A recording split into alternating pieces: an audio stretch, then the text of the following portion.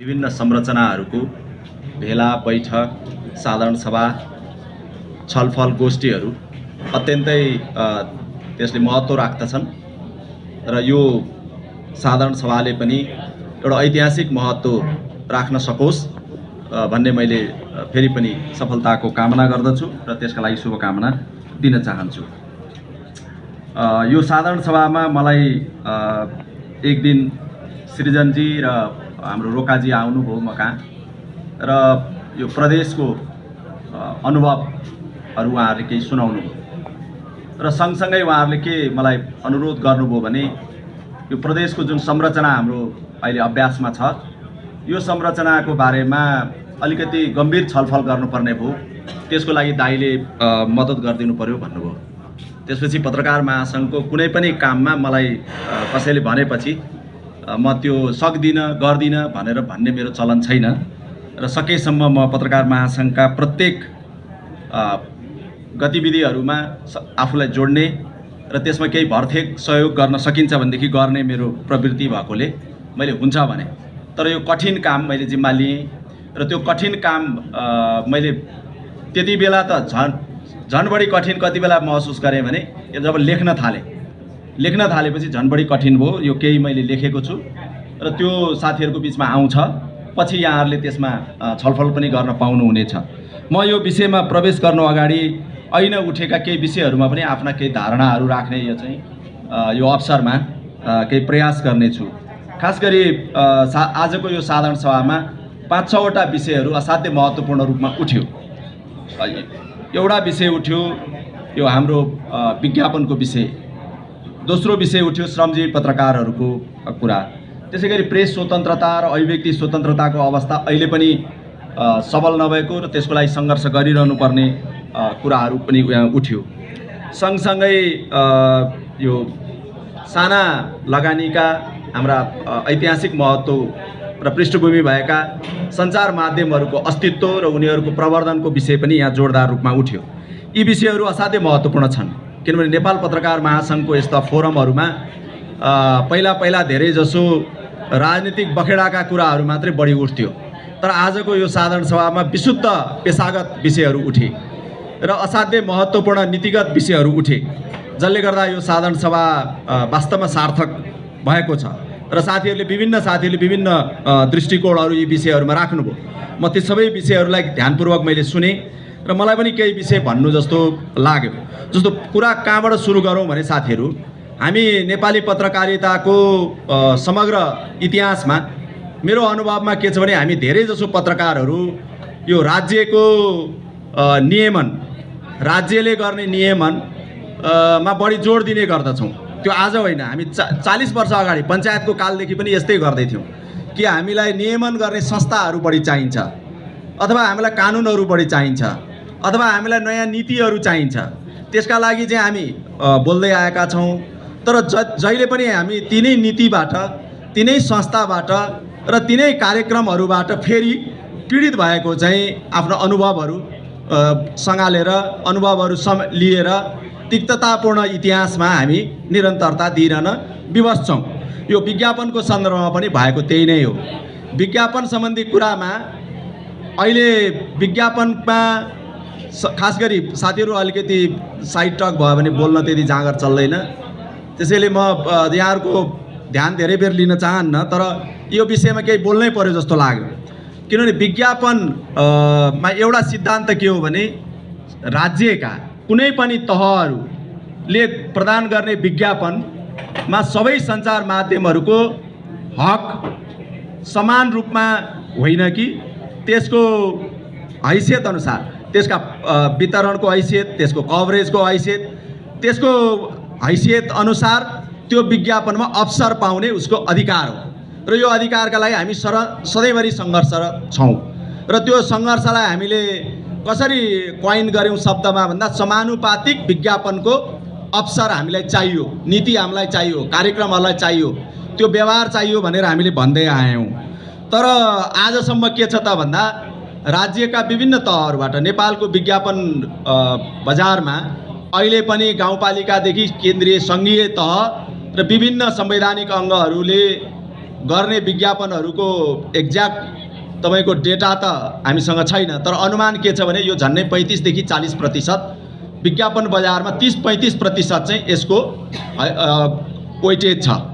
अझ अहिले गाउँपालिकाहरूले गर्ने विज्ञापनको खर्चको विवरण त हामी कहाँ आएकै छैन, किनभने 1 लाखको विज्ञापन गरिन्छ तर सञ्चार माध्यमले भुक्तानी 10,000 पाउँछ, किनभने 90,000 चाहिँ त्यो 90% चाहिँ कमिसनमै विभिन्न तहमा त्यो वितरण हुन्छ। त्यसरी हेर्न थाल्यो भने अझ यो धेरै नेपाली जनताको रगत पसिनाबाट जम्मा भएको राजस्वको रकम विज्ञापनका नाउँमा खर्च हुन्छ, तर त्यो विज्ञापनमा चाहिँ सबै सञ्चार माध्यमहरूले आफ्नो हैसियत अनुसार त्यसमा पहुँच र अवसर चाहिँ पाउन सकिरहेको अवस्था छैन। भेदभाव छ, विभेद छ, राजनीतिक हिसाबले विभेद होला, कमिसनको हिसाबले विभेद होला, त्यहाँ विभिन्न अरू किसिमका प्रभावहरूको कारणले विभेद होला, विभेद छ। अब यो कुराको समाधान चाहिँ हामीले विज्ञापन ऐनबाट खोज्यौँ, विज्ञापन बोर्डबाट खोज्यौँ, त्यो आफैमा गलत थियो। हेर्नुहोस्, हामीले त्यो विज्ञापन ऐन र विज्ञापन बोर्डबाट जुन समाधान खोज्यौँ त्यो गलत थियो भन्ने कुरा त अहिले 2 वर्षको अनुभव 3 वर्षको अनुभवले नै अहिले साथीहरूले बताउन थाल्नुभयो। अहिले त झन् यो विज्ञापन बोर्ड आएछ त हामीलाई त झन् गाह्रो भयो, झन् यसले त अप्ठ्यारो सिर्जना गर्यो, झन् यसले त कामै गर्न सकेन, झन् सूचना विभागले गरिरहेको कामको खास डुप्लिकेसन थियो, त्योभन्दा अझ बढी ब्युरोक्रेटिक झन्झटहरू थप्यो, अप्ठ्यारो थप्यो, यो बोर्ड त झन् बढी चाहिँ यो नियन्त्रणकारी देखियो भन्ने साथीहरूको अनुभव मैले सुने। यो कुरा मैले विज्ञापन सम्बन्धी ऐन संसदमा प्रस्ताव हुँदा नै बोल्दै आएको थिएँ र मेरो मान्यता के थियो भने नेपालमा यो विज्ञापन सम्बन्धी छुट्टै ऐन चाहिँदैन। विज्ञापन सम्बन्धी ऐनको अभावमा यो भएको होइन, विज्ञापन सम्बन्धी व्यवहारको कारणले हो। यो आर्थिक नियमहरूले हामीलाई रोक्दैनन्, तर ती आर्थिक नियमहरूलाई निष्पक्ष र इमान्दारीपूर्वक कार्यान्वयन नहुँदा यो समस्याहरू भएको हो। त्यसैले यो विज्ञापन सम्बन्धी नयाँ संरचना बन्दैमा, नयाँ कानुन बन्दैमा यसले समाधान दिँदैन है भनेर मैले भन्दै आएको। र अर्को तपाईँहरूलाई म भन्न चाहन्छु, विज्ञापन सम्बन्धी छुट्टै ऐन भएको देश संसारमा नेपाल मात्रै हो। संसारमा कहीँ पनि विज्ञापन सम्बन्धी छुट्टै ऐन छैन। धेरै जसो विज्ञापनको विषय उपभोक्ता ऐनमा हुन्छ, धेरै जसो विज्ञापनको विषय तपाईको यो पब्लिक प्रोक्युरमेन्ट भन्छ, सार्वजनिक खरिद सम्बन्धी ऐनमा हुन्छ, धेरै जसो विज्ञापनको विषय कन्टेन्टसँग सम्बन्धित विषय काउन्सिलको या अरू यस्तै नियमनकारी संस्थाको मा हुन्छ। विज्ञापनका विषय कानुनले सम्बोधन गरेको त हुन्छ, तर छुट्टै विज्ञापनकै ऐन चाहिँ संसारमा कहीँ पनि छैन। हाम्रै छिमेकी देश भारतमा पनि छैन, जहाँबाट हामी धेरै कुराहरू बरो गर्छौँ, त्यहाँ पनि छैन। तर हामी कहाँ छुट्टै एउटा ऐन बनाइयो। त्यो ऐन बनाउनुको मुख्य उद्देश्य त्यति बेला के भनिएको थियो भनेदेखि यो टेलिभिजनहरूले पाइरहेको क्लिन फिड चाहिँ टेलिभिजनहरूमा चाहियो र इन्डियन टेलिभिजनहरूले ठुलो विज्ञापनको एउटा चाहिँ नेपाल लक्षित विज्ञापनको भार चाहिँ लगे। त्यो कुरा क्लिन फिड नीति लागू गर्न ऐन चाहियो र नेपालका विज्ञापन एजेन्सीहरूको भोल्युम ठुलो छ, त्यो विज्ञापन एजेन्सीहरूको हकितको लागि चाहिँ तपाईको ऐन चाहियो भनेर यो ऐनले खास गरी यो विषयलाई वकालत गर्यो। र टेलिभिजन प्रसारकहरूले पनि यसमा चाहिँ क्लिन फिड भयो भने हाम्रा टेलिभिजनहरू चाहिँ सस्टेन हुन्छन्, आत्मनिर्भर हुन्छन् र हामी विज्ञापनमा धेरै ठाउँ पाउँछौँ, यो चाहियो भनेर उहाँहरूले वकालत गर्नुभयो। र तर अहिले फर्केर हेर्नुहोस् त, न विज्ञापन एजेन्सीहरू यसमा सन्तुष्ट छन्, विज्ञापन ऐन नै यसको विरुद्ध लागिरहेछ। अर्कोतिर क्लिन फिड हेर्नु भने क्लिन फिड लागू नै भएन। अब यसको मार चाहिँ कहाँ गएर पर्यो त? पत्रिकाहरू, साना लगानीका हामी जस्ता श्रमजीवी पत्रकारहरू, तपाईँको चाहिँ साना माध्यम सञ्चार माध्यमहरूलाई चाहिँ आएर यसले चाहिँ अहिले चाहिँ कस्यो र तपाईँको फाइदा कसलाई भयो त भन्दा विज्ञापन बोर्डमा जागिर खाने साथीहरूलाई मात्रै। त्यसैले यो चाहिँ के भने मैले यो कुराको दृष्टान्त किन यहाँहरूलाई दिएको भने हामीले कुनै पनि नीतिको बारेमा, कुनै पनि कानुनको बारेमा, कुनै पनि संरचनाको बारेमा बहस गर्नु अगाडि त्यसले पछि के प्रभाव पार्न सक्छ भन्ने कुराको एउटा दूरदृष्टिका साथ एनालिसिस गर्ने क्षमता हामी पत्रकारहरू र हाम्रा संस्थाहरूमा भएन, जसको कारणले के हो भने हामी जहिले पनि यस्ता मारहरू परेका छौँ। मेरो त अहिले पनि यसमा मान्यता के हो भने यो विज्ञापन ऐन नै खारेज हुनुपर्छ। यो विज्ञापन ऐन चाहिँदैन। यो विज्ञापन रहन्जेलसम्म तपाईँहरूको दुःख बढेर जान्छ। अब म यति भन्छु। अब दोस्रो कुरा, यो स्वरोजगार मिडिया भन्ने शब्द प्रयोग नगरौँ भन्छु म। मिडियाले रोजगारी दिने, मिडिया रोजगारीका लागि खोले होइन, मिडिया जनतालाई इन्फर्मड गर्न, सुसूचित गर्न खोलेको। साना लगानीका भनौँ, हामी सामुदायिक भनौँ, तर स्वरोजगार नबनाऊ। राज्यले हेर्दा के गर्यो भने यिनीहरू त अरू काम गर्न नसकेर एउटा अनलाइन चलाएका छन्, एउटा साप्ताहिक चलाएका छन्, एउटा सानो मिडिया झोला बोकेर हिँडेका छन् अनि यिनीहरू कराउँछन् भनेर उनीहरूले हेर्ने दृष्टिकोण नै हामीलाई खराब भयो। र हामीले वास्तवमा स्वरोजगारका लागि मिडिया चलाए पनि होइन, हामी त जनताको वाच निगरानी गर्नको लागि समाजमा हुने खराबी र अत्याचार र असत्यहरूको बारेमा एक्लै भए पनि बोलौँ न, एक्लै भए पनि मिडियाबाट खबरदारी गरौँ न, कुरा उठाउँ न, भ्रष्टाचार अनियमितता जस्ता कुरालाई उजागर गरौँ न। आफै एउटै म चाहिँ धेरै लगानी जुटाउन नसके पनि म अभिव्यक्ति स्वतन्त्रताको प्रयोग गरेर सञ्चार माध्यमबाट जनतालाई चाहिँ सुसूचित गर्छु भनेर हामी आएको हो। त्यो हाम्रो चाहिँ सामाजिक उत्तरदायित्वले हामीलाई घचघच्याएर त्यस प्रेरणाले हामी मिडिया कर्म गर्दैछौँ। हामी आफ्नो निजी रोजगारीका लागि होइन। त्यही कारण यो निजी रोजगारी भन्ने शब्द अबदेखि प्रयोग नगरौँ। हामी भनौँ हाम्रा चाहिँ सानो लगानी हो, हाम्रा साना मिडियाहरू हुन्, हाम्रा सामुदायिक मिडियाहरू हुन्, त्यो भनौँ। तर अझ फर्केर हेर्नुहोस्, आज संसारमा मिडिया लगानीको हिसाबले ठुलो र सानो भन्ने कुरा भत्केर गयो।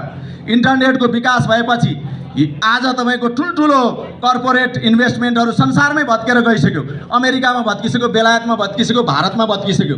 अब मिडिया भनेको हिजोको जस्तै अहिले पनि पत्रकारहरूले चलाउने चिज हो। पत्रकारहरूले नै यसलाई अगाडि बढाउनु पर्छ भन्ने अवस्था आज सिर्जना भइसक्यो अनलाइन र डिजिटल प्लेटफर्मको विकासले। त्यसैले अहिले हामीले के भनौँ भने यो हाम्रा मिडिया यो हाम्रो गहना हुन्। यी मिडियाहरू भएनन् भने हाम्रो समाजमा लोकतन्त्र हुँदैन। यो मिडियाहरू भएनन् भने हाम्रो समाजमा अत्याचार अन्याय र असत्यको विरुद्ध बोल्ने औजारहरू हुँदैनन्। त्यसैले संसारभरि के भनिन्छ भने मिडिया बहुलवाद भनिन्छ, मिडिया प्लुरलिजम भनिन्छ। धेरैभन्दा धेरै मिडिया समाजमा चाहिन्छ। थोरै मिडिया भयो भने प्रभावकारी भए पनि त्यो कर्पोरेट इन्ट्रेस्टले त्यो मिडियाले जहिले नै शक्तिको एजेन्डा मात्रै लाई पक्षपोषण गर्छ, जनताको आवाजलाई ठाउँ दिँदैन। त्यसो हुनाले थुप्रै मिडिया चाहिन्छ, थुप्रै भाषाका मिडिया चाहिन्छ, थुप्रै सहरहरूमा मिडिया चाहिन्छ, थुप्रै गाउँहरूमा मिडिया चाहिन्छ, सहरमा हजारौँ मिडिया चाहिन्छ, हजारौँ रेडियो चाहिन्छ, थुप्रै टेलिभिजन चाहिन्छ भनेर हामी यसमा लागिरहेको हो। त्यसकारण यो मिडिया बहुलवादको अवधारणालाई जीवन्त राख्ने र बोक्ने हाम्रा यी सबै साना मिडियाहरूको अस्तित्व जगेर्ना हुनुपर्छ।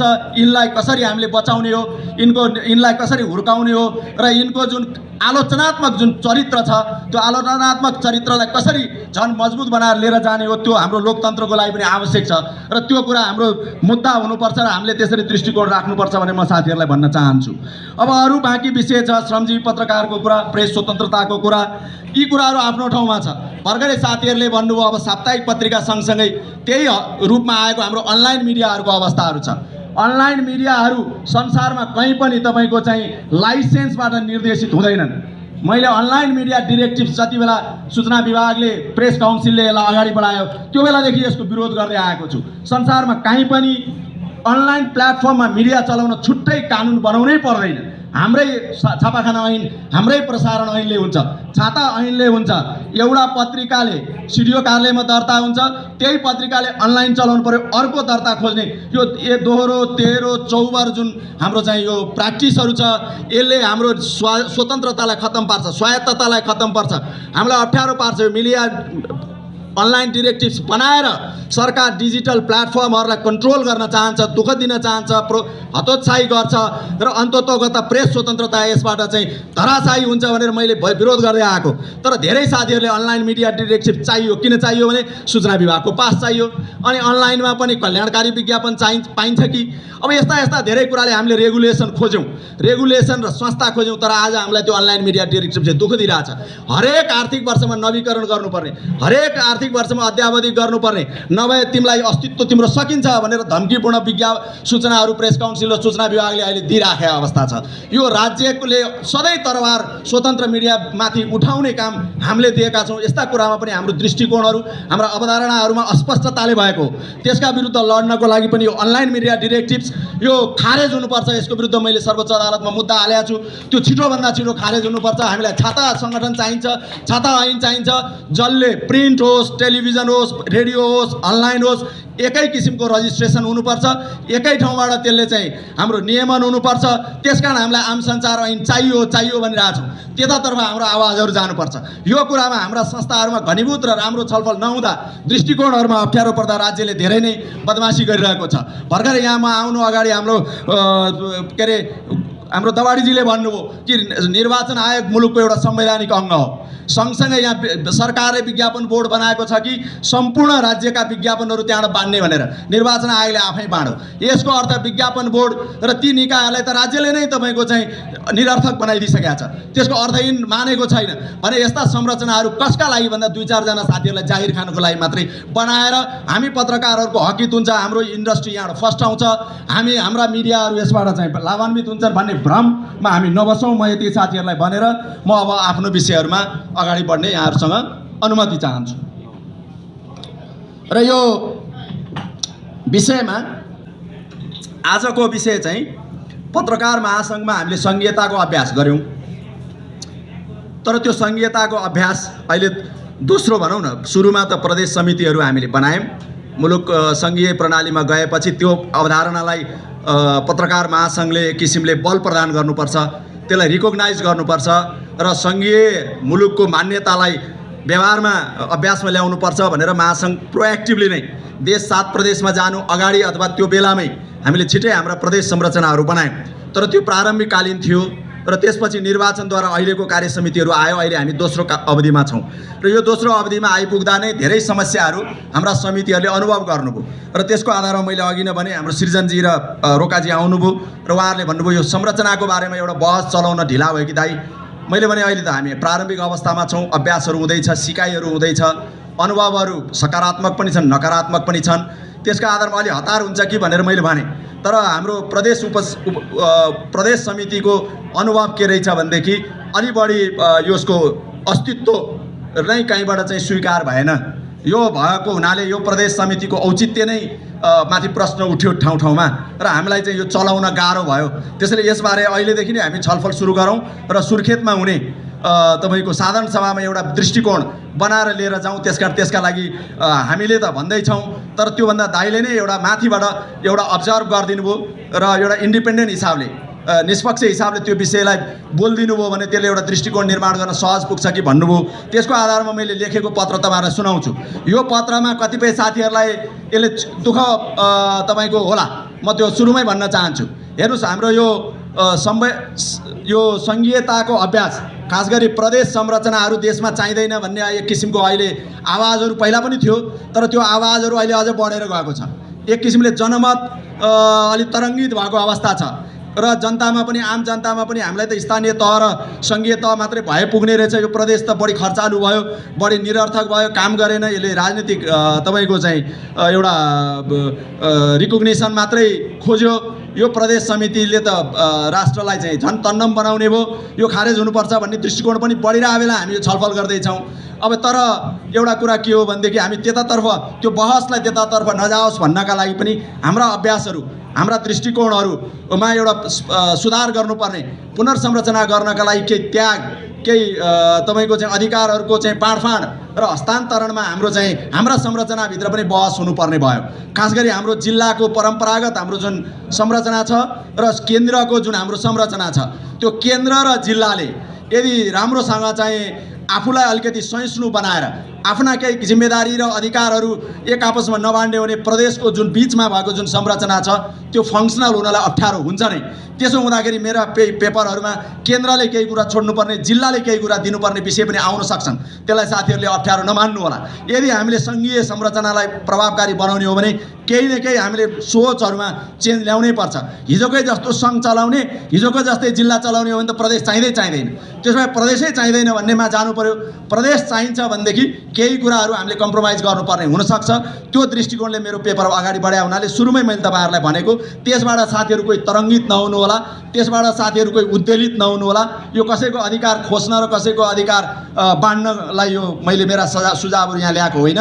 प्रदेशलाई कसरी प्रभावकारी र बलियो बनाउने भन्नेमा चाहिँ यो पेपर फोकस छ। म यति पृष्ठभूमि भनेर अब यो पढ्न चाहन्छु। पत्रकार महासङ्घमा सङ्घीयता, प्रदेशको पुनर्संरचना, मेरो यो शीर्षक छ। तपाईँहरूका पेपर आउँदैछ। भूमिका: नेपाल पत्रकार महासङ्घ नेपालका 15,000 भन्दा बढी सदस्य पत्रकारहरूको हितमा समर्पित व्यावसायिक सङ्गठन हो। पेशागत हकको पक्षपोषण गर्नको लागि यसको आइरहन्छन्। मुख्य रूपमा मुलुककै राज्य संरचना अनुसार यसको साङ्गठनिक तहहरू गठन र सञ्चालन अहिले हुँदै आएको छ। पत्रकारिता क्षेत्रको विधागत एवं सङ्ख्यात्मक उपस्थितिको कारणले यस्तो संरचनामा केही मौलिक स्वरूपहरू पनि अवलम्बन गरिएका छन्। यस्तो प्रयोगको बारे विभिन्न अनुभवहरू यस सङ्गठनले प्राप्त गरिरहेको छ। ती अनुभवहरूका आधारमा संरचनागत फेरबदलको बहस हुनु स्वाभाविक हो। अहिले हामी यही बहसमा केन्द्रित भएका छौँ। साथीहरू, अब यो आजको विषय छ नेपाल पत्रकार महासङ्घमा सङ्घीय तहमा नेतृत्वदायी केन्द्रीय समिति छ। यो समितिमा विभिन्न प्रकारका प्रतिनिधित्वको आधारमा प्रत्यक्ष निर्वाचन प्रणाली मार्फत 49 सदस्य पदाधिकारी र सदस्यहरू रहनुहुन्छ। यस पछाडिको तहमा 10वटा प्रदेश समितिहरू छन्। मुलुकको राज्य संरचना अनुसारको 7 प्रदेश र 3वटा अन्य गैर भौगोलिक प्रदेश समेत यसमा छन्। गैर भौगोलिक प्रदेश समितिका 3वटा आधारहरू देखिन्छन्। 1. महासङ्घमा आबद्ध एसोसिएट संस्थाहरूको साझा प्रतिनिधिको प्रदेश, काठमाडौँ उपत्यकाभित्रका जिल्ला शाखा काठमाडौँ, ललितपुर र भक्तपुर शाखाको प्रतिनिधित्वको प्रदेश, जहाँ आज हामी छलफल गर्दैछौँ। महासङ्घको प्रतिष्ठान शाखाहरूको साझा प्रतिनिधि प्रदेश, जो दिउँसो पनि त्यहाँ साधारण सभा हुँदैछ। यी प्रदेश समितिहरू मुख्यतः देशको राजधानी उपत्यका केन्द्रित पत्रकारहरूको सङ्गठन हुन्। यी 3वटा अहिलेसम्म। हुन त बाहिर पनि एसोसिएट हुन सक्छन्, बाहिर पनि प्रतिष्ठान हुन सक्छन्, तर आजको यथार्थ के हो भने अहिले जति 3वटा प्रदेश छन् यो काठमाडौँ उपत्यका केन्द्रित प्रदेशहरू हुन्। यस्तो प्रयोगको पछाडि 2वटा प्रमुख कारण थिए वा छन्। 1. देशको 50% भन्दा बढी पत्रकारहरू उपत्यकाबाट सञ्चालित विभिन्न माध्यमहरूमा कार्यरत रहनुले ठुलो सङ्ख्यालाई फरक फरक संरचनाको विकल्प दिनु। किनभने हाम्रो चाहिँ 15,000 सदस्यमध्ये 6-7,000 त काठमाडौँमै हुनुहुन्छ होला विभिन्न रूपमा। त्यसले एउटै प्रदेश हुँदाखेरि त्यसले एउटा ठुलो भोलुम हुन्छ भनेर विकल्पहरू यसमा सोचियो। जति बेला हामी यसको विधान बनाउँदै थियौँ त्यो बेलाको मैले कुरा गरेँ। दोस्रो, एसोसिएट संस्थाहरू महासङ्घको संरचनाभित्र बढी स्वायत्तता सहित रहेकोले, उनीहरूको संरचना पनि राष्ट्रव्यापी हुन सक्ने प्रकृतिको भएकोले, एउटा उनीहरू आफैमा स्वायत्त छन्, दोस्रो उनीहरूको संरचना पनि राष्ट्रव्यापी हुन सक्छ। त्यस्तो भएकोले उनीहरूलाई छुट्टै सङ्गठित गर्नु आवश्यक देखिएको। यी 2टा कारणले गर्दा यो विशेष प्रकारको 3वटा प्रदेशहरू चाहिँ काठमाडौँमा फोकस प्रदेशहरू परिकल्पना गरिएको थियो। अब समस्या के भयो त? आज समस्या के आयो त? म तर्फ तपाईँहरूको ध्यान तान्न चाहन्छु। यस्ता प्रदेश समितिहरूको अभ्यासमा आएको अहिले दोस्रो कार्यकाल हो। पहिलो कार्यकाल प्रारम्भिक रूपमा नै समाप्त भएको र दोस्रो पटक प्रत्यक्ष मतदानद्वारा चुनिएको कार्यसमितिहरू अहिले क्रियाशील हुँदा प्राप्त अनुभवहरूको आधारमा यस्तो संरचना व्यवस्थामाथि बहस सुरु गर्ने खाँचो देखिएको छ। खास गरी उपत्यका प्रदेश समितिका केही अनुभवहरूको आधारमा यस्तो समितिको सान्दर्भिकतामाथि नै छलफल गर्नुपर्ने भएको हो। यसमा मुख्य कारणहरू निम्न देखिन्छन्। 1. प्रदेश सरकार र सभाले, प्रदेश सरकार भनेको राज्यको प्रदेश सरकार र सभाले र प्रदेशको यो सभा पार्लियामेन्टले उपत्यका प्रदेश समितिलाई बागमती प्रदेशमा फरक रूपमा लिन चाहिँ उसले हिचकिचायो। उसले के देख्यो भने बागमती प्रदेशमा एउटै प्रदेश समिति हुन्छ जो हेटौँडामा अफिस छ भन्ने रूपमा लिएको चाहिँ पाइयो।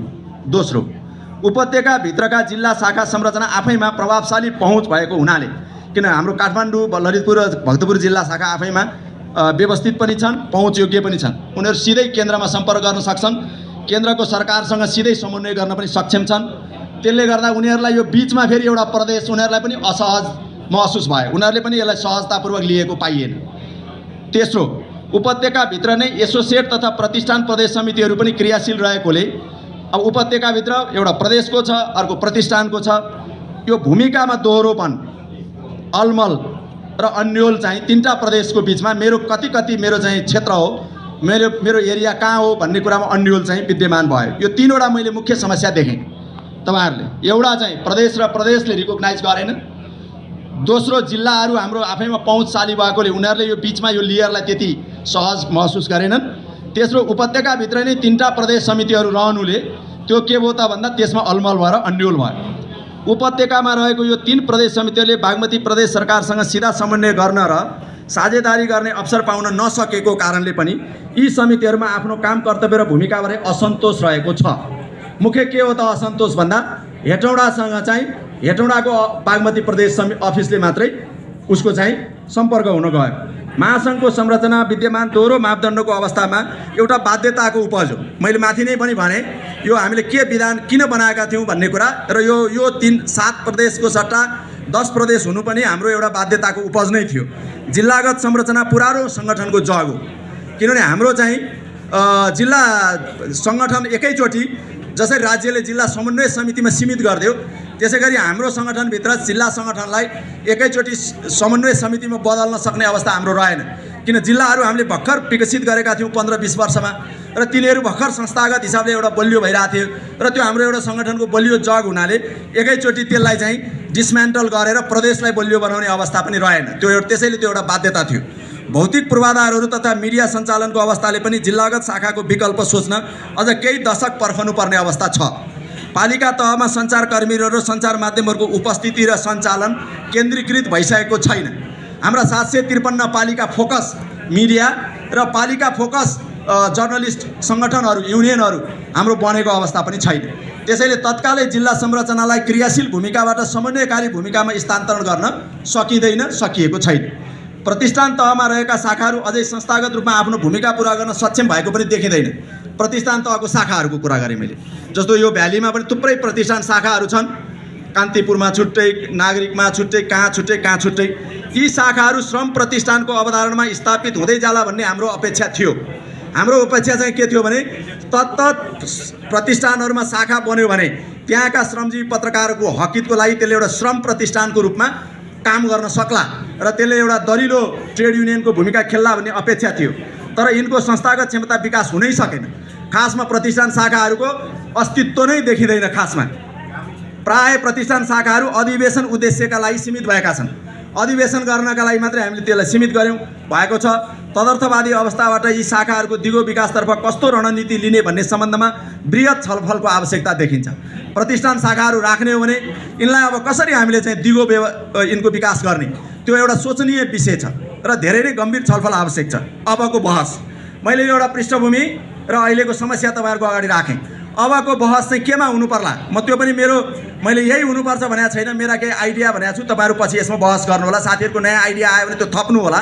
मैले भनेको भन्दा नयाँ बहस पनि तपाईँहरूले सिर्जना गर्न सक्नुहुन्छ र नयाँ बहसलाई अगाडि लागौँ। मलाई लागेको बहसको अबको नयाँ विषय के छन् त भन्दा विद्यमान संरचनागत प्रबन्धहरूको प्रभावकारिताबारे महासङ्घमा गम्भीर समीक्षा गर्नुपर्ने आवश्यकताले आज हामी यो छलफलमा जुटेका छौँ, होइन त?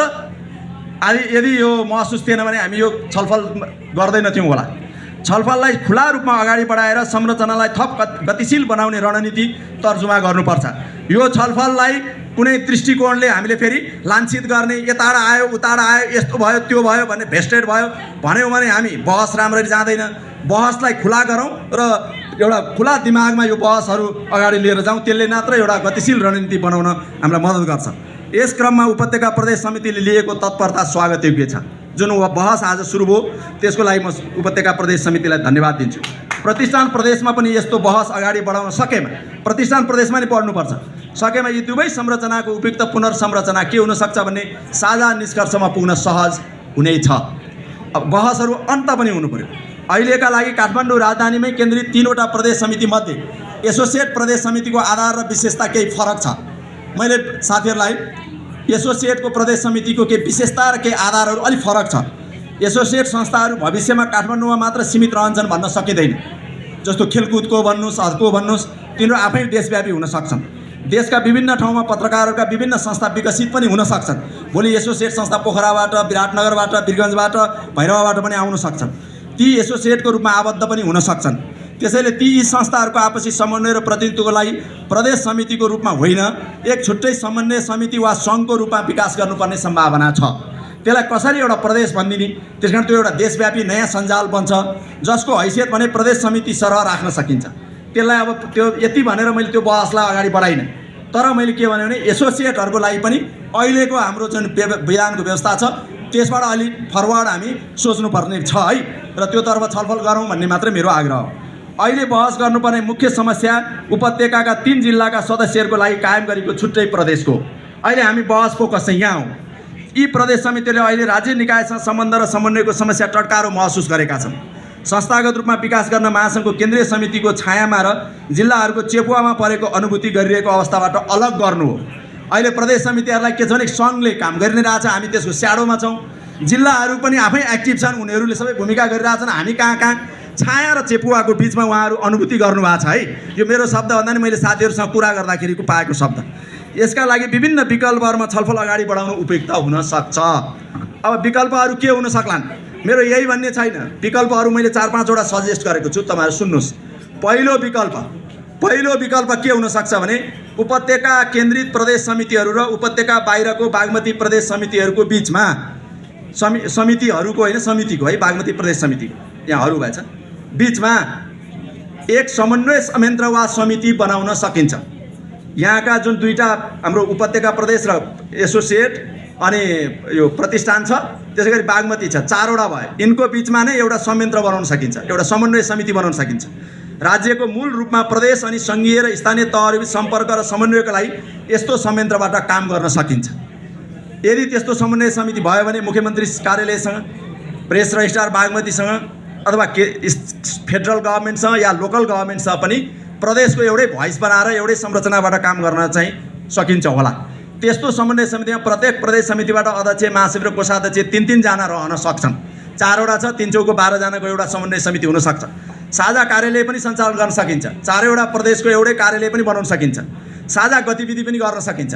कुनै गोष्ठी, तालिम, सेमिनार, छलफल, कुनै अरू विकसित प्रवर्धनात्मक कामहरू साझा गर्न पनि सकिन्छ। अब पहिलो विकल्प यो है। अब यो कति हुनसक्छ तपाईँहरूले बहस गर्ने विषय हो। दोस्रो विकल्पको रूपमा कुनै पनि प्रदेशमा एउटै प्रदेश समिति बनाउने। अहिले हाम्रो देशमा 7 प्रदेश छ, 7 प्रदेशमा एउटा प्रदेश समिति मात्रै बनाउने। एसोसिएट, प्रतिष्ठान, उपत्यका आदि भनेर फरक नगर्ने। भौगोलिक प्रदेशभित्रका सबै शाखा र सदस्यहरूको साझा प्रदेश संरचना बनाउने। आज बागमतीमा यो समस्या आयो, भोलि प्रदेश 1मा नै आउन सक्छ, भोलि मध्य प्रदेशमा नै आउन सक्छ, किन त्यहाँ पनि एसोसिएट हुन सक्छन्, त्यहाँ पनि प्रतिष्ठान हुन सक्छन्। पर्सि गण्डकीमा नै आउन सक्छ, 10 वर्ष पछाडि त्यो चाहिँ कर्णालीमा पनि आउन सक्ला। तर यो के हो भनेदेखि यसरी हामीले एउटै भूगोलभित्र थुप्रै प्रदेशहरूको एउटा अस्तित्वहरू विकसित गर्दै गयौँ भने समस्याहरू बल्झिएर जान सक्छन्। त्यसोभन्दा बरु सुरुमै एउटा 7 प्रदेशको 7 समिति बनाउने हिसाबले सोच्ने हो कि त्यतातर्फ पनि बहस अगाडि गर्न सकिन्छ। दोस्रो विकल्प। अब तेस्रो विकल्पमा अहिले तत्कालका लागि बागमती प्रदेशमा रहेका जिल्ला शाखा र प्रतिष्ठान शाखाहरूको लागि एक प्रदेश समिति कायम गर्ने। बागमती प्रदेशभित्रकोमा रहेका जिल्ला शाखा र प्रतिष्ठानलाई मात्रै, एसोसिएटलाई होइन। एसोसिएटका लागि छुट्टै संरचना कायम गर्ने। एसोसिएटको विशेषता अलि फरक भएकोले र त्यसको मैले त्यसलाई चाहिँ एउटा समन्वय समिति मार्फत जानु उपयुक्त हुन्छ भने हुनाले त्यसको आफ्नै एउटा फेडरल स्ट्रक्चरमा जानु उपयुक्त हुन्छ भनेको हुनाले यसलाई चाहिँ सदस्य फोकस, हाम्रो चाहिँ जस्तो सदस्यमुखी हाम्रो प्रदेशहरू भयो, त्यो सदस्यमुखी प्रदेश समितिहरू चाहिँ एक बनाउने पनि तेस्रो विकल्प हुनसक्छ। चौथो विकल्प पनि मैले सजेस्ट गरेको छु। चौथो तत्कालको सुधारको रूपमा है, यो चाहिँ कुनै दीर्घकालीन होइन, समाधान होइन।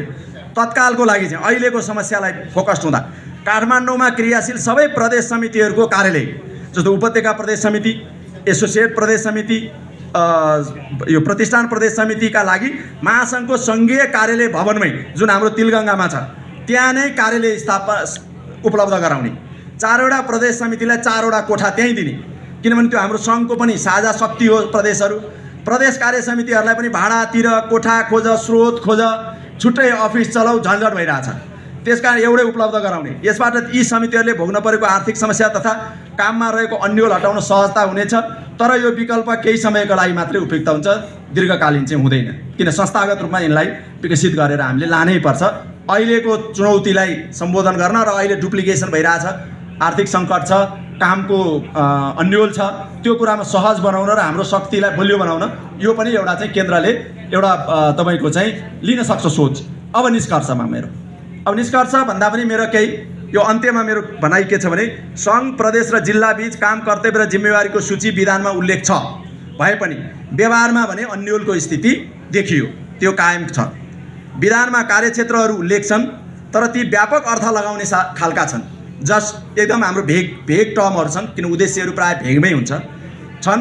त्यसैले विषयगत स्पष्टता र कार्यक्षेत्रमा सीमा बन्धन आवश्यक छ। एउटा अलिकति डिटेल टिओआर विधानको आधारमा एउटा नियमावली बनाएर एउटा काम कर्तव्यको बारेमा अलिकति डिटेलिङ के जस्तो चाहिँ यो सङ्घीय तहमा पनि संविधानको अनुसूचीहरूलाई डिटेलिङ गरिदियो नि पछि मुख्य सचिवको तहबाट सरकारले, त्यस्तै डिटेलिङ गर्ने हो कि हाम्रो महासङ्घमा। त्यसले अलिकति अहिले तत्कालका लागि चाहिँ त्यो पनि एउटा समाधान हुनसक्छ भन्ने मेरो सोच हो। यसका लागि केन्द्रीय समितिले आफूलाई केही कामबाट अलग गर्न सक्नुपर्छ भने जिल्ला शाखाहरूले पनि सँगसँग सिधा पहुँचको अवसर गुमाउन तयार हुनुपर्छ। त्यसको लागि के छ भने केही हामीले जिल्लाले पनि प्रदेश मार्फत जानुपर्ने हुनसक्छ, सङ्घले पनि आफूले गरिरहेको काम केही छोड्नुपर्ने हुनसक्छ। यी समस्यालाई समाधान गर्न केही संरचनागत सुधार पनि हुनुपर्ने अवस्था छ। यस सुधार मात्रै भएछ, र छुटेछ, सुधार पनि हुनुपर्ने अवस्था छ। साथीहरूले पछि हेर्दाखेरि सच्याएर पढिदिनु होला। हालको लागि प्रदेश समितिले निम्न क्षेत्रमा नेतृत्वदायी भूमिका खेल्न सक्छ। प्रदेशको काम के, प्रदेशले के गर्ने, प्रदेश समिति कहाँ जाने भन्ने साथीहरूमा एक किसिमको अन्यल देखियो।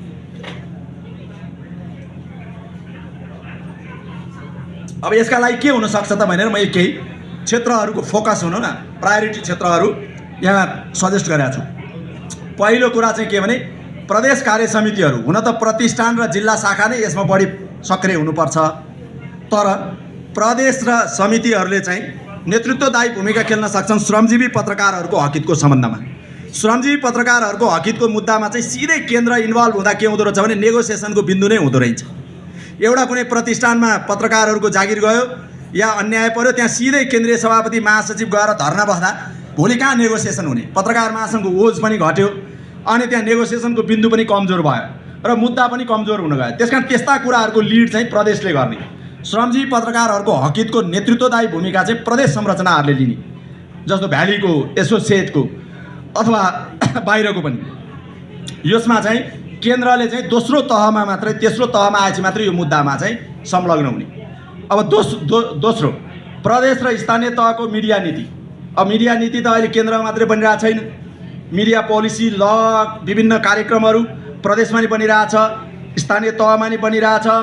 तर हाम्रो धेरै प्रदेश संस्थाहरू, हाम्रो जिल्ला समितिहरू यसमा बेखबर भएको अथवा ध्यान नपुगेको अथवा उहाँहरूले बहसलाई आफूले लिड नगरेको, केन्द्रले नै यो विषयहरूलाई टेकअफ गरिरहेको देखिन्छ। त्यसैले प्रदेश र स्थानीय तहको मिडिया नीति, कानुन तथा त्यहाँका सरकारका कामहरूको विषय चाहिँ तत्त प्रदेश समितिहरूमा बढी नेतृत्व लिने, जसले गर्दाखेरि त्यो विषय जस्तो हेटौँडाले बनाइरहेका कयौँ कुराहरू, काठमाडौँ महानगरपालिकाले बनाइरहेका कयौँ कुराहरूमा प्रदेश समितिहरूले चाहिँ यसमा नेतृत्वदायी भूमिका लिनु पर्यो, सहजीकरण गर्नु पर्यो, समन्वय गर्नु पर्यो र यसमा अगाडि बढ्नु पर्यो। अर्को भनेको पत्रकार तालिम र प्रशिक्षणको विषय, किनभने यो पत्रकार प्रशिक्षण र तालिम सधैँ भइरहनुपर्छ। तर अहिले के देखिन्छ भने न्युकमर पत्रकारहरूलाई, नयाँ तपाईँको सिकारु पत्रकारहरूलाई, अपकमिङ जर्नलिस्टहरूलाई ट्रेन गर्ने अभियानहरूमा चाहिँ महासङ्घको फेडरल केन्द्रीय समितिले सबै कुरामा ध्यान दिन सक्दैन र जानु पनि हुँदैन। उसले एउटा सर्टेन पोलिसीमा काम गर्ने हो। यो कुराहरू प्रदेशले लिड गर्न सक्छ, किन जिल्ला शाखाहरूसँग त्यो क्षमता अब कम हुनसक्छ र जिल्ला शाखाको काम पनि धेरै हुनसक्छ। त्यसकारण ट्रेनिङको कुरा, प्रशिक्षणको कुरा, म्यानुअलहरू बनाउने, विभिन्न किसिमका ट्रेनिङहरू डिजाइन गर्ने, एडभान्स ट्रेनिङहरू गर्ने, बेसिक ट्रेनिङहरू गर्ने, ट्रेनिङको रिसोर्सहरू मोबिलाइज गर्ने, जिल्ला शाखाहरूलाई त्यसमा सहयोग पुर्याउने, यो काम चाहिँ प्रदेशले गर्न सक्छ। अब 4 नम्बरमा चाहिँ प्रदेशभित्रका अन्य मिडिया संस्थाहरू। प्रदेशभित्रका अन्य मिडिया संस्थाहरू छन् नि, जस्तो उपत्यका प्रदेशमा गऱ्यो भने प्रेस इन्स्टिट्युट होला, फ्रिडम फोरम होला, सञ्चारिका होला, तपाईँको कति मिडिया अर्गनाइजेसनहरू छन्, दर्जनौँ छन्। ती मिडिया संस्थाहरू छन्। विभिन्न हाम्रा चाहिँ ट्रेड युनियनहरू छन्, क्रान्तिकारी प्रेस युनियन, के हाम्रो चौतारी, अनेकौँ प्रगतिशील अनेक साथीहरू, सबैको नाम मैले बिर्सेँ होइन, सबै हाम्रा युनियनहरू छन्। हाम्रा अरू थुप्रै संस्थाहरू छन्। यी संस्थाहरूसँग चाहिँ समन्वय गर्ने, सहकार्य गर्ने र सम्बन्ध राख्ने काम प्रदेशले गर्न सक्छ। यो बागमती प्रदेश, उपत्यका प्रदेशले गर्न सक्छ ती सबै कामहरू। जहाँ चाहिँ अनि सामाजिक संस्थाहरू छन्, नागरिक संस्थाहरू, यो उपत्यका स्तरीय संस्थाहरू, प्रदेश स्तरीय संस्थाहरू छन्। बारको होला, प्राध्यापकको होला, टिचरको होला, हाम्रा चाहिँ प्रोफेसनल सेक्टरका होलान्, अरू थुप्रै नागरिक समाजका ह्युमन राइट्ससँग को क्षेत्रमा काम गर्ने होलान्, अधिकारका क्षेत्रमा काम गर्ने संस्थाहरू होलान्। तिनीहरूसँगको सहकार्य सम्बन्ध र तिनीहरूसँगको चाहिँ एउटा तपाईँको चाहिँ पारस्परिक योजनाहरू प्रदेशले गर्न सक्छ। अब 5 नम्बरमा प्रदेश स्तरीय पेसागत सञ्जालहरूको प्रवर्धन गर्ने, यो एकदम भाइटल छ। हेर्नुहोस्, मैले माथि भनेको विषय पाएँ, यहाँहरू सबैलाई थाहा छ। धेरै साथीहरू 62-63 को जनआन्दोलन, त्योभन्दा अगाडि 46 सालको आन्दोलन, त्योभन्दा अगाडि पञ्चायतदेखिको नेपालको प्रेस फ्रिडमको सङ्घर्षको अभियानका साथीहरू यहाँ मैले देखिरहेको छु। हाम्रो चाहिँ त्यो ईश्वरीजीलाई मैले देखिरहेको छु, हाम्रो बस्नेतजी भर्खरै हुनुहुन्थ्यो, मैले उहाँलाई यहाँ देखिनँ। हाम्रो चाहिँ प्रभुजी, धेरै सिनियर साथीहरू यहाँ हुनुहुन्छ, हाम्रो चाहिँ चुडाल दाई हुनुहुन्छ। हामी सारा साथीहरू जहिले पनि यो प्रेसलाई पढ्दाखेरि आवाज प्रेसले नै बोल्नुपर्छ र प्रेसलाई सहयोगी भनेको चाहिँ हाम्रो पेसागत संस्थाहरू, बार एसोसिएसनहरू भए, हाम्रा चाहिँ अरू पेसागत संस्थाहरू भए। हामीले 62-63 को आन्दोलनमा पापड बनाएर त्यत्रो एउटा जनआन्दोलनको आधार कायम गऱ्यौँ। आज राजनीतिक दलहरू 15 वर्ष त्यही हामीले गरेको सङ्घर्षको तपाईँको चाहिँ जगमा सत्ता मोज गरिराख्नु भएको छ। तर त्यो सबै हामीले लोकतन्त्रका लागि गरेका थियौँ, शान्तिका लागि गरेका थियौँ, परिवर्तनका लागि गरेका थियौँ। त्यो परिवर्तनको आवाज सधैँभरि उठाइरहने बिँडो पनि पत्रकार महासङ्घले थाम्नै पर्छ र त्यो केन्द्रीय तहमा मात्र होइन, प्रदेश स्तरमा पनि गर्न सकिन्छ, सञ्जालहरू बनाउन सकिन्छ। हाम्रा चाहिँ प्रदेश पापड बनाउन सकिन्छ। त्यस्तो सञ्जालहरू भयो भने विभिन्न भूमिकाहरूमा चाहिँ देखा पर्न सकिन्छ। यसै गरी प्रेस स्वतन्त्रताको अनुगमन गर्ने, वकालतका कामहरू चाहिँ सञ्जालहरू बनाउने नेपाल पत्रकार महासङ्घले विभिन्न परियोजना मार्फत यस्ता सञ्जालहरू, यस्तो चाहिँ तपाईँको चाहिँ अनुगमन युनिटहरू बनाएको मैले देखाएको छु जिल्ला जिल्लामा। तर यो कुराहरू प्रदेश स्तरमा बनाउन सकिन्छ। प्रदेशले यसलाई लिड गर्न सक्छ र प्रदेशले एक्टिभेट गर्न सकिन्छ। यी कामहरू भयो भने प्रदेशलाई प्रशस्त काम हुन्छ। त्यसपछि प्रदेशको भवन बनाउने, प्रदेशमा पुरस्कार राख्ने, प्रदेशमा तपाईँको भ्रमण कार्यक्रम चलाउने, प्रदेशमा अरू चाहिँ सम्मान कार्यक्रम गर्ने त हाम्रा परम्परागत चिज त छँदैछन्, ती त गरि नै राखेपछि भइ नै हाल्छ।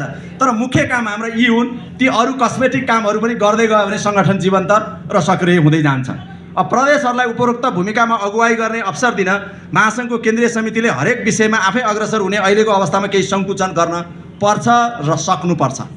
केही न केही अब फेडरलले छोड्नै पर्छ। हामी सङ्घीय सरकारले पनि अधिकार दिएन, कानुन बनाइदिएन, प्रदेशहरूलाई पङ्गु बनायो, सिंहदरबार केन्द्रित गर्यो। सङ्घीयता विरुद्धी त सिंहदरबार हो, विगत सरकारका प्रधानमन्त्रीहरू हुन् भनेर हामी लेखिरहेछौँ, बोलिरहेछौँ, सम्पादकीय लेख्छौँ, आवाज दिन्छौँ। अनि हाम्रै संस्थाभित्र पनि हामीले फेरि ठ्याक्कै त्यो सिंहदरबार बनाएर बस्यौँ भने, सिंहदरबारकै मेन्टालिटी र सोच लियौँ भने त हाम्रो पनि फेडरलिजम त हाम्रो संस्थामा हुर्किँदैन। यो हाम्रो धेरै नै हामीले सोच्नुपर्छ। महासङ्घको केन्द्रीय समितिले त्यसका लागि महासङ्घले के गर्नुपर्छ त भन्दा महासङ्घको केन्द्रीय समितिले मुख्य गरी महासङ्घको केन्द्रीय समितिले पनि आफूलाई सङ्कुचन नबनाऊ, केन्द्रीकृत गर्दा केमा गर्ने त भन्दा मैले केही विषयहरू सजेस्ट गरेको छु। एक, पत्रकारहरूको आचार संहिताको प्रवर्धन, एउटा रेस्पोन्सिबल मर्यादित जर्नलिजम गर्ने, देशैभरि एकै किसिमको आचार संहिताको स्ट्यान्डर्ड्सहरू बनाउने, अहिले प्रदेशहरूमा आचार संहिता बनाउने, प्रेस काउन्सिल बनाउने जस्तो एउटा विकृत प्रभावहरू बढेर गयो भने भोलि यो पत्रकारितामा झन् गैर जिम्मेदार, अव्यावसायिक तपाईँको चाहिँ यो प्रश्न उठ्न सक्ने, हाम्रो विश्वसनीयता सङ्कटमा पर्ने प्रवृत्तिहरू झन् झाँगिएर जान्छ। त्यसैले पत्रकार महासङ्घ एउटा रेस्पोन्सिबल, एकाउन्टेबल, ट्रान्सपरेन्ट, ट्रस्टवर्दी जर्नलिजमलाई कसरी फोकस गर्ने भन्ने कुरामा एउटा नेसनल स्ट्यान्डर्ड्सको आचार संहिताको काममा बढी फोकस हुनुपर्छ। दोस्रो, प्रेस तथा अभिव्यक्ति स्वतन्त्रता। समग्र देशको प्रेस तथा अभिव्यक्ति स्वतन्त्रताको आजको नेतृत्व पनि पत्रकार महासङ्घले गरिराखेको छ र भोलि पनि गर्नुपर्छ र यसका लागि अझ बढी हामी बढी चिन्तित हुनुपर्ने अवस्था छ। अझ बढी यसमा केन्द्रीकृत भएर काम गर्नुपर्ने अवस्था छ। सङ्घीय मिडिया नीति र कानुन, सङ्घीय तहमा बन्ने मिडिया र नीतिमा पत्रकार महासङ्घको केन्द्रीय समितिले ध्यान दियोस्। प्रदेश र स्थानीय तहमा तलका समितिहरूलाई नै हामीले चाहिँ बढी जिम्मेदार बनाऊँ, उहाँहरूको क्षमता विकास गरौँ, उहाँहरूलाई अग्रसर गरौँ भन्ने मेरो आग्रह छ। पत्रकारहरूको केन्द्रीय कल्याण कोष, पत्रकारहरूको केन्द्रीय कल्याण कोष वास्तवमा अझै हामीले जुन सपना राखेको थियो त्यो पुरा भएको छैन। हाम्रो सबैको सपना के थियो भने नेपाल पत्रकार महासङ्घसँग यस्तो कल्याण कोष होस् जुन कल्याण कोषबाट पत्रकारहरू बेरोजगार हुँदा, पत्रकारहरू दुर्घटनामा पर्दा, पत्रकारहरू बिरामी पर्दा, पत्रकारका परिवारमा कुनै आकस्मिक तपाईँको निधन हुँदा, पत्रकारहरू द्वन्द्वको शिकार हुँदा, पत्रकारहरूको परिवारमा दुःख आइपर्दा पत्रकार महासङ्घले नै हेरोस्, सरकारलाई गुहार्न नपरोस्, कुनै व्यापारीलाई गुहार्न नपरोस्, कुनै काउन्सिललाई गुहार्न नपरोस् भनेर हामीले कल्याण कोषको एउटा अवधारणा लिएको 20औं वर्ष भयो। तर त्यसलाई अझ हामीले पुरा गर्न सकेका छैनौँ। यस पालाको कार्यसमितिलाई पनि मैले घचघचाइरहेको छु। एटलिस्ट हाम्रो पत्रकार महासङ्घसँग 50 करोडको कल्याण कोष हुनुपर्छ, 1 अर्बको कल्याण कोष हुनुपर्छ। यो पत्रकार महासङ्घको केन्द्रीय समितिको मूल एजेन्डा बनेर त्यता पत्रकार महासङ्घ केन्द्रीय समितिलाई हामीले केन्द्रीकृत गरौँ। अरू काम उपत्यका यस्तै प्रदेश समितिहरू, अरू जिल्ला शाखाहरूले लियौँ भने, श्रमजीवीका कुरा, अरू सङ्घर्षका कुरा तल्लो समितिहरूले गर्यो भने महासङ्घ केन्द्रले यता फोकस हुन पाउँछ भन्ने मेरो दृष्टिकोण छ। अन्तर्राष्ट्रिय सम्बन्ध, हामी नेपाली पत्रकारहरूको इन्टरनेसनल रिलेसन, हामी आइएफजेका मेम्बर छौँ, हामी आइफेक्सका मेम्बर छौँ, धेरै हाम्रा अन्तर्राष्ट्रिय सहयोद्धाहरू हुनुहुन्छ, उहाँहरूसँगको सम्बन्ध विकास यो सबै कुरा फेडरलले गर्ने हो, त्यो काम गरौँ। सङ्घीय तहका नागरिक सङ्घ संस्था, फेडरल तहका अरू नागरिक सङ्घ संस्थाको समन्वय गर्ने र सहकार्य गर्ने, यी विषयमा केन्द्रलाई केन्द्रित गराउन सकेमा प्रदेशलाई थप जिम्मेवार बनाउन र कार्यबोझ हस्तान्तरण गर्न सकिनेछ। यो मेरो राय केन्द्रलाई। केन्द्रीय समिति त कार्यालयले कुनै पनि जिल्ला वा प्रतिष्ठानसँग शाखासँग सिधै सम्पर्क गर्ने। जस्तो अब म अस्ति धनुषामा एउटा तालिममा पत्रकार महासङ्घले पठायो, म गएँ तर केन्द्रीय समिति र जिल्ला शाखाको सिधा सम्पर्क भयो, त्यहाँ प्रदेशलाई थाहै छैन। यस्तो स्थिति नगरौँ। जिल्ला शाखा प्रतिष्ठान शाखासँग सिधै सम्पर्क केन्द्रले नगरौँ। सहकार्य गर्ने र कार्यक्रम सञ्चालन गर्ने अहिलेको अभ्यासलाई सुधार गरेर यसका लागि प्रदेश मार्फत जाने कार्यशैली बनाऊँ। प्रदेश मार्फत जाँदाखेरि सङ्घीय संरचनाहरू चाहिँ देखिने पनि हुन्छन्, ती प्रभावकारी बन्दै जान तिनलाई चाहिँ दबाब पनि पुग्छ।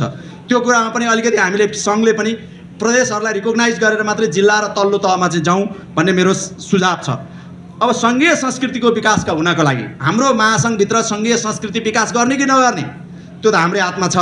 हाम्रो महासङ्घले भन्यो यो देश सङ्घीय चाहिँदैन, प्रदेश संरचना खारेज गरौँ, हामीलाई त पहिलाको जस्तै एकात्मक शासन भए मुलुकमा हुने रहेछ, हाम्रो सङ्गठनमा पनि एकात्मक सङ्गठन नै चलाउनुपर्छ भन्ने निर्णयमा हामी सबै महासङ्घवाला पुग्ने हो भने त यी कुरामा सोच्नु परेन। होइन, यो फेडरलिजम एउटा हाम्रो देशको नयाँ उपलब्धि हो।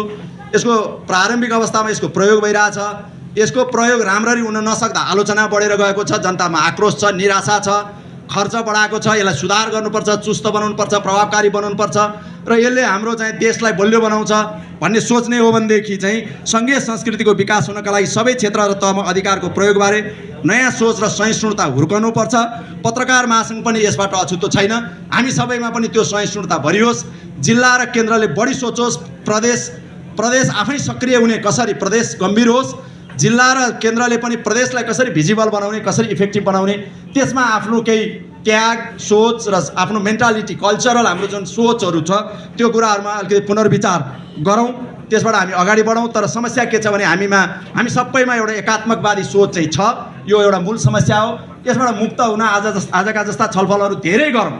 आजकै छलफलले निष्कर्ष निस्कन्छ भन्ने होइन, धेरै छलफलहरू गरौँ, धेरैतिर छलफल गरौँ र हाम्रो पुनर्संरचनाको यो बहसलाई अगाडि बढाउँ। मैले यति नै साथीहरूको अगाडि विचार राखेँ। यहाँहरूले धैर्यतापूर्वक सुनिदिनु भयो, म धेरै धेरै धन्यवाद दिन चाहन्छु। अब हामी खानापछि यसमा बहस गरौँला। यसको बहसमा यहाँ नै कुनै प्रश्नोत्तर गर्नुपर्ने, निष्कर्ष खोजिहाल्नुपर्ने छैन। साथीहरूले नयाँ सोचहरू निकाल्नु, नयाँ दृष्टिकोणहरू, अझै राम्रा मेरोभन्दा बेटर अल्टरनेटिभ्सहरू तपाईँहरू यहाँ छलफल गर्नुहोस् र प्रदेश समितिले एउटा दृष्टिकोण बनाएर सुर्खेतमा जाओस् भन्ने मेरो आग्रह छ। यति भन्दै बिदा हुन चाहन्छु। धन्यवाद छ।